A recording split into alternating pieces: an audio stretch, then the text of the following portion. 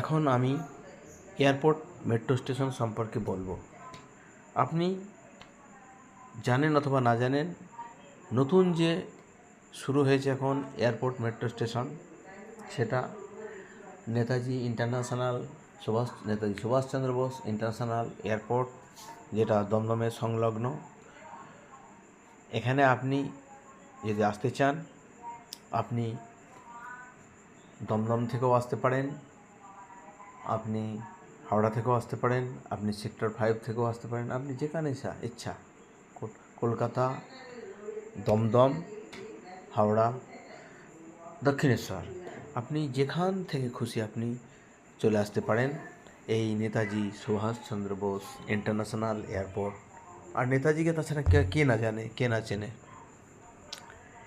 আপনি এখন এই যে আমাদের নতুন মেট্রো স্টেশন চালু হতে অনেকই সুবিধা হয়েছে।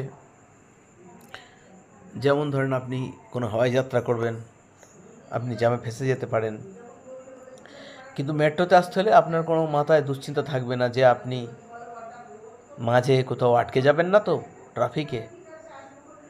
সেক্ষেত্রে আপনি নির্দ্বিধায় আপনি মেট্রো চেপে আপনি এই এয়ারপোর্ট আসতে পারেন।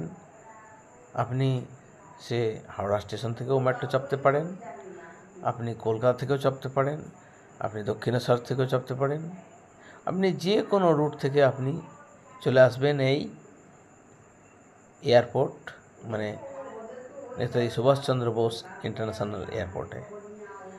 আপনি মাথায় ভাববেন না যে আমি জ্যামে ফেঁসে যাব। মেট্রো এখানে এখন সোমবার থেকে শুক্রবার তথা শনিবার